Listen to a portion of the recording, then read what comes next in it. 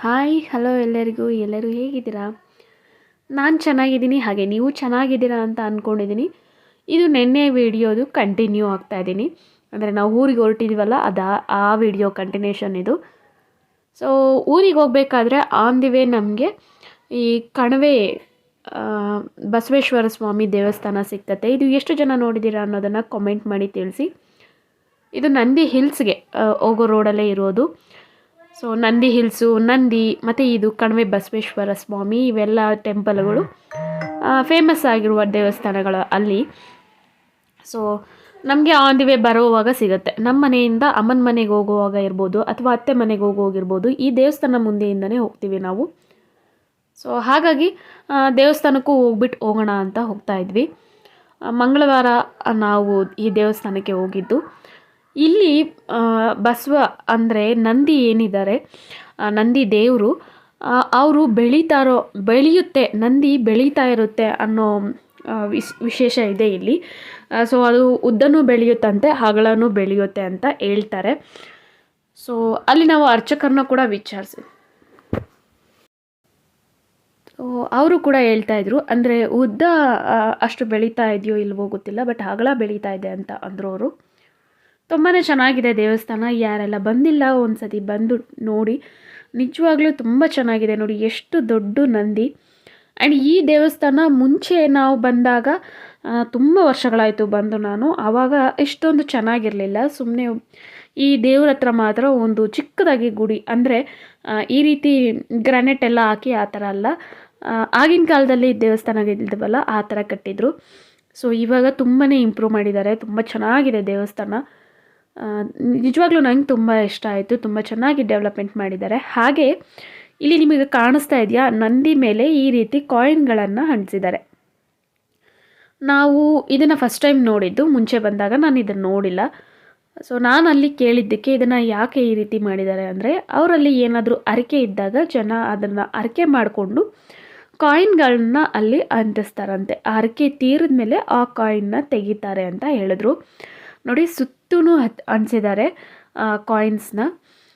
So ನಾನೇನು ಕಾಯಿನ್ಸನ್ನು ಅನ್ಸಕ್ಕೆ ಹೋಗಲಿಲ್ಲ, but ಕೇಳಿದ್ದೆ. ಬಟ್ ನೋಡೋದಕ್ಕೂ ಅಷ್ಟೇ ತುಂಬಾ ಚೆನ್ನಾಗಿ ಕಾಣಿಸ್ತಾ ಇತ್ತು. ಆ್ಯಂಡ್ ಈ ದೇವ್ರಿಗೆ ಫಸ್ಟು ಎಣ್ಣೆ ಹಾಕಿಬಿಟ್ಟು ಆಮೇಲೆ ಅಭಿಷೇಕ ಮಾಡ್ತಾರಂತೆ.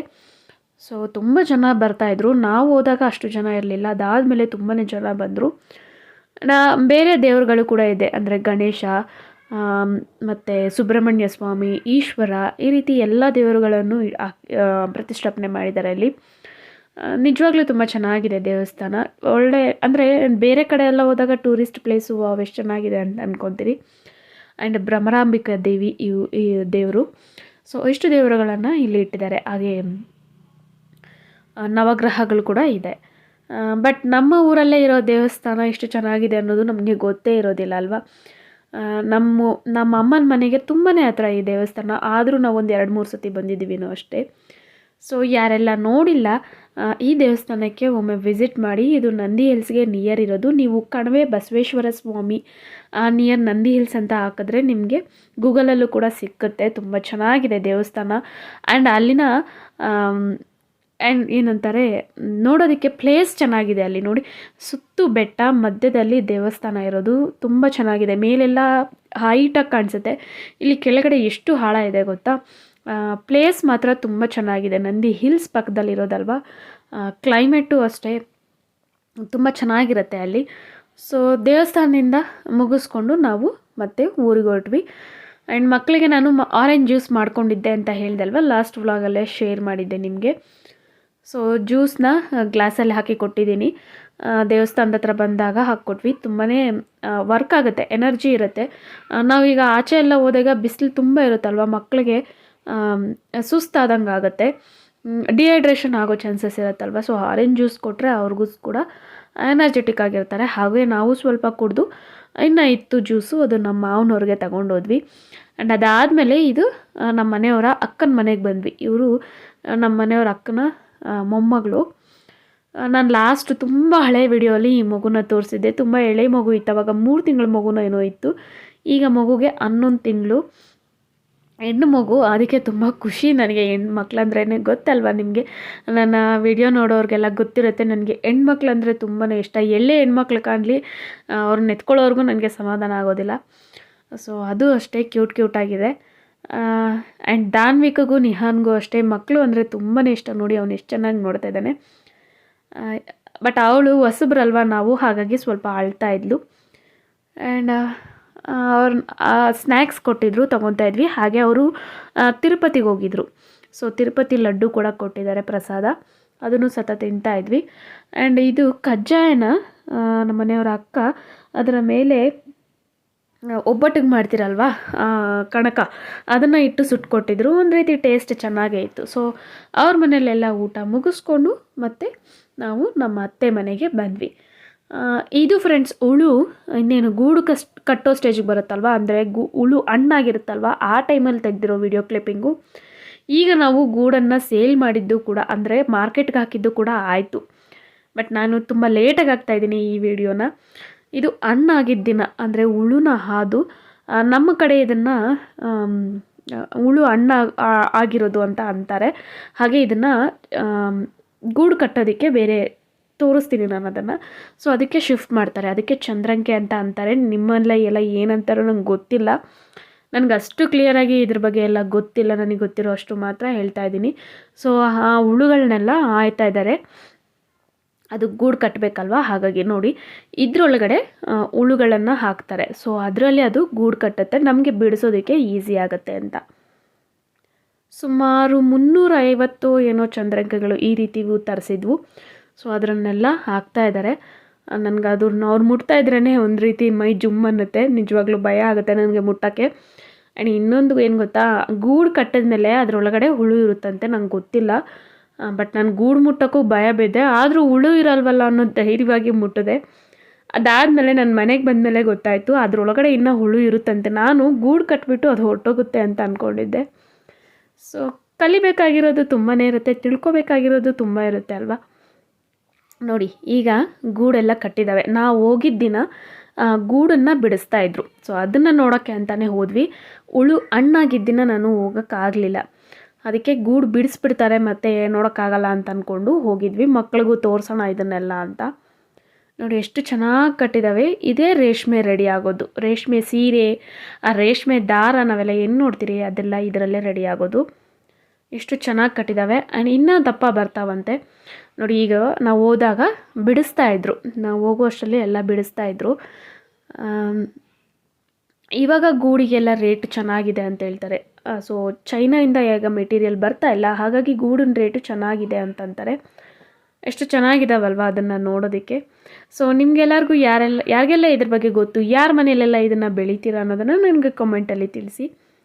ಸೊ ಇದನ್ನು ನೋಡಿ ನಿಮಗೆ ಏನು ಅನ್ನಿಸ್ತು ಅಂತಲೂ ಕೂಡ ಕಾಮೆಂಟಲ್ಲಿ ತಿಳಿಸಿ. ಹಾಗೆ ನಿಮಗೆ ಇದ್ರ ಬಗ್ಗೆ ಡೀಟೇಲಾಗಿ ವ್ಲಾಗ್ಸ್ ಇಷ್ಟ ಆಗೋದಿದ್ದರೆ ನನಗೆ ದಯವಿಟ್ಟು ಕಮೆಂಟ್ ಮಾಡಿ. ನಾನು ನೆಕ್ಸ್ಟ್ ಹಾಕಿದಾಗ ಪ್ರತಿಯೊಂದು ಸ್ಟೇಜಲ್ಲೂ ನಾನು ಇದ್ರ ಬಗ್ಗೆ ಪೂರ್ತಿ ಡೀಟೇಲ್ಸನ್ನು ಕೊಡ್ತೀನಿ. ನಿಮಗೆ ಬೇಕು ಅಂದರೆ ದಯವಿಟ್ಟು ಕಮೆಂಟ್ ಮಾಡಿ ತಿಳಿಸಿ. ನೋಡಿ ಇವರೆಲ್ಲ ಕೆಲಸಕ್ಕೆ ಬಂದು ಹಾಯ್ತಾ ಇದ್ದಾರೆ, ಅದರಲ್ಲಿ ನಮ್ಮ ಮನೆಯವರು ಕೂಡ ಇದ್ದಾರೆ, ನಮ್ಮ ಅಕ್ಕಂದಿರು ಎಲ್ಲರೂ. ಸೊ ಇವರಷ್ಟು ಕೆಲಸ ನಾವು ನಿಜವಾಗ್ಲೂ ಮಾಡೋಕ್ಕಾಗೋದಿಲ್ಲಲ್ಲ. ಹೆಂಗಸರು ಕೂಲಿ ಕೆಲಸಕ್ಕೂ ಹೋಗಿ ಬಂದು ಮನೇಲೂ ಮಾಡಿ ಎಲ್ಲ ಮಾಡ್ತಾರೆ. ಬಟ್ ನಮ್ಮ ಕೈಯಲ್ಲಿ ಮನೇಲಿ ಮಾಡ್ಕೊಳ್ಳೋ ಕೆಲಸಕ್ಕೆ ನಾವು ಸಾಕಾಯಿತು ಅಂತ ಅಂತೀವಿ. ಹಾಗೆ ಇದು ತುಂಬಾ ಹೀಟು ಫ್ರೆಂಡ್ಸ್, ಬಾಡಿಗೆ ತುಂಬ ಹೀಟ್ ಆಗುತ್ತೆ ಇದನ್ನು ಬಿಡ್ಸೋಕ್ಕೋದ್ರೆ. ಬಟ್ ಅದನ್ನೆಲ್ಲ ಏನೂ ಲೆಕ್ಕ ಮಾಡ್ದಿರ ಕಷ್ಟಪಟ್ಟು ಕೆಲಸ ಮಾಡ್ತಾರಲ್ವ, ನಿಜವಾಗ್ಲೂ ಅವ್ರಿಗೆಲ್ಲ ಆ್ಯಡ್ಸ್ ಆಫ್ ಅನ್ನಬೇಕು. ಹಾಗೆ ನೋಡಿ ಮಕ್ಕಳನ್ನ ಕೂಡ ಎತ್ಕೊಂಡು ಬಂದು ಬಿಡಿಸ್ತಾಯಿದ್ರು. ಅದನ್ನು ನೋಡಿದಾಗ ಸ್ವಲ್ಪ ಬೇಜಾರಾಯಿತು ನನಗೆ. ಹಾಗೆ ನಾನು ಅವ್ರಿಗೆ ಸ್ನ್ಯಾಕ್ಸ್ ತೊಗೊಂಡೋಗಿದ್ದೆ, ಅದನ್ನು ಕೊಟ್ಟು ಎಲ್ಲ ನೋಡಿಕೊಂಡು ಬಂದ್ವಿ. ನಾವು ಬರೋ ಅಷ್ಟರಲ್ಲಿ ರಾತ್ರಿ ಆಗೋಗಿತ್ತು. ರಾತ್ರಿ ಊಟಕ್ಕೆ ಬಿರಿಯಾನಿ ಹಾಗೆ ಮಟನ್ ಸಾಂಬಾರು ಎಲ್ಲ ಮಾಡಿ ತಿಂದ್ಕೊಂಡು ಬಂದಿದ್ದು. ಇದು ಮನೆ ಮುಂದೆ ಸಂಪು ಹಾಕ್ಸಿದ್ದಾರೆ, ಇನ್ನು ಅದರ ಮೇಲೆ ಮುಚ್ಚಿಲ್ಲ, ಹಾಗಾಗಿ ಯಾರಾದರೂ ಬೀಳ್ತಾರೆ ಅಂದ್ಬಿಟ್ಟು ಈ ರೀತಿ ಮೆಸ್ಗಳನ್ನು ಇಟ್ಟಿದ್ದಾರೆ. ಸೊ ಇದು ಹಾಲೋ ಬ್ರಿಕ್ಸ್ಗೆ ನೀರು ಬೇಕಲ್ವ, ಹಾಗಾಗಿ ಸಂಪು ಹೊಡ್ಸಿರೋದು. ನಮ್ಮ ಹಸ್ಬೆಂಡ್ ಕೂಡ ಇಲ್ಲಿ ಬಿಡಿಸ್ತಾ ಇರೋದನ್ನು ನೋಡ್ತಾ ಇದ್ದಾರೆ. ಹಾಗೆ ಅವ್ರಿಗೂ ಬಿಡಿಸಿ ಅಭ್ಯಾಸ ಇದೆಯೋ ಇಲ್ವೋ ನಂಗೆ ಗೊತ್ತಿಲ್ಲ. ಬಟ್ ಅವರು ಮೇಯಿಸಿರೋದೆಲ್ಲ ನೋಡಿದ್ದಾರೆ. ಮುಂಚೆ ಅವ್ರ ಮನೇಲೆಲ್ಲ ಮೇಯಿಸ್ತಾಯಿದ್ರಂತೆ, ಹಸ್ಬೆಂಡ್ ಅವ್ರ ಮನೇಲೂ ಮೇಯಿಸ್ತಾಯಿದ್ರು. ಇತ್ತೀಚೆಗೆ ಬಿಟ್ಬಿಟ್ಟಿದ್ರು, ಈಗ ಮತ್ತೆ ಸ್ಟಾರ್ಟ್ ಮಾಡಿದ್ದಾರೆ. ಸೊ ಹಸ್ಬೆಂಡೇ ಹುಳ ಮೇಯಿಸೋದಕ್ಕೆ ಆಗಿ ಸ್ಟಾರ್ಟ್ ಮಾಡಿಸಿದ್ದಾರೆ. ತುಂಬ ಚೆನ್ನಾಗಿರುತ್ತಲ್ಲ ಈ ರೀತಿ ಜನಗಳೆಲ್ಲ ಕೆಲಸ ಮಾಡ್ತಾ ಇರೋದು ನೋಡೋದಕ್ಕೆ. ಇದು ರಾತ್ರಿ ಕ್ಲಿಪ್ಪಿಂಗು. ರಾತ್ರಿ ಚಿಕನ್ ಬಿರಿಯಾನಿ ಹಾಗೆ ಮಟನ್ ಸಾಂಬಾರು, ಚಿಕನ್ ಫ್ರೈ ಮಾಡಿದ್ವಿ. ನಾನು ಮಾಡಬೇಕಾದ್ರೆ ಎಲ್ಲ ನಿಮಗೆ ವಿಡಿಯೋ ಶೇರ್ ಮಾಡಲಿಲ್ಲ. ಅಲ್ಲಿ ಬೆಳಕು ಕಡಿಮೆ ಇರುತ್ತೆ. ಸೊ ಹಾಗಾಗಿ ನಾನು ವಿಡಿಯೋ ಸರಿಯಾಗಿ ಕ್ಲಾರಿಟಿ ಬರಲ್ಲ ಅಂದ್ಬಿಟ್ಟು ವಿಡಿಯೋ ಮಾಡ್ಕೊಳ್ಲಿಲ್ಲ. ಸೊ ಇದು ಮಟನ್ ಸಾಂಬಾರು, ಅಂದರೆ ಕುರಿ ಮಟನ್ ಸಾಂಬಾರು ಚೆನ್ನಾಗಿತ್ತು. ನಮ್ಮ ಮನೆಯವರ ಅಣ್ಣ ಚಿಕನ್ ಬಿರಿಯಾನಿ ಮಾಡಿದ್ದು ತುಂಬ ಚೆನ್ನಾಗಿ ಮಾಡ್ತಾರೆ ಅವರು. ಆ್ಯಂಡ್ ಧಾನ್ವಿಕಗೆ ಪೂರಿ ಇಷ್ಟ ಅಂತ ಅಂದ್ಬಿಟ್ಟು ಪೂರಿ ಮಾಡಿದ್ದಾರೆ. ಸೊ ಊಟ ಎಲ್ಲ ಮುಗಿಸಿ ಮತ್ತೆ ಇನ್ನೂ ಸ್ವಲ್ಪ ಗೂಡಿತ್ತು. ಅಂದರೆ ನೆಕ್ಸ್ಟ್ ಡೇ ನಾವು ಹೋಗಿದ್ದು ಟ್ಯೂಸ್ಡೇ ಅಲ್ವಾ, ವೆಡ್ನೆಸ್ಡೇ ಮಾರ್ಕೆಟ್ಗೆ ಹೋಗಬೇಕಾಗಿತ್ತು. ಥರ್ಸ್ಡೇ ರಿಪಬ್ಲಿಕ್ ಡೇ ಇರೋದ್ರಿಂದ ಹಾಲಿಡೇ ಇರುತ್ತೆ ಅಂತಂದ್ಬಿಟ್ಟು ನಾವು ವೆಡ್ನೆಸ್ಡೇನೇ ಮಾರ್ಕೆಟ್ಗೆ ಹಾಕಬೇಕು ಅಂದ್ಬಿಟ್ಟು ಅವತ್ತು ರಾತ್ರಿ ಊಟ ಎಲ್ಲ ಆದಮೇಲೆ 10:30 ಕೂಡ ಕೂಲಿಯವರು ಕೆಲಸದವರು ಬಂದು ಬಿಡಿಸ್ತಾಯಿದ್ರು. ಆವಾಗ ತಗೊಂಡಿದ್ದ ಕ್ಲಿಪ್ಪಿಂಗು. ತುಂಬ ತಮಾಷೆಯಾಗಿ ಮಾತಾಡಿಕೊಂಡು ಗೂಡನ್ನು ಬಿಡಿಸ್ತಾಯಿದ್ರು. ತುಂಬ ಚೆನ್ನಾಗಿತ್ತು ನೋಡೋಕ್ಕೆ. ಇದನ್ನೆಲ್ಲ ನೋಡಿ ನಾವು 11 ಗಂಟೆ ಆಯಿತು ಅಲ್ಲಿ ಬಿಡೋ ಅಷ್ಟರಲ್ಲಿ. ಮನೆಗೆ ಬಂದಾಗ 12:30 ಮಿಡ್ನೈಟ್ 12:30ಗೆ ಬಂದ್ವಿ. ಸೊ ಮಿಡ್ನೈಟಲ್ಲಿ ಟ್ರಾವೆಲ್ ಮಾಡಿ ಅಭ್ಯಾಸ ಆಗೋಗ್ಬಿಟ್ಟಿದೆ ನಮಗೆ. ಯಾವಾಗಲೂ ಮಿಡ್ನೈಟಲ್ಲೇ ಹೋಗೋದು ಬರೋದು. ನಿಹಾನ್ಗಂತೂ ಫುಲ್ಲು ಖುಷಿ ಇಷ್ಟು ಜನ ನೋಡಿ. ಧಾನ್ವಿಕ್ಕು ಮಲ್ಕೊಂಡ್ಬಿಟ್ಟಿದ್ದ. ನಿಹಾನ್ ತುಂಬ ಓಡಾಡಿಕೊಂಡು ಎಂಜಾಯ್ ಮಾಡ್ತಾಯಿದ್ದ.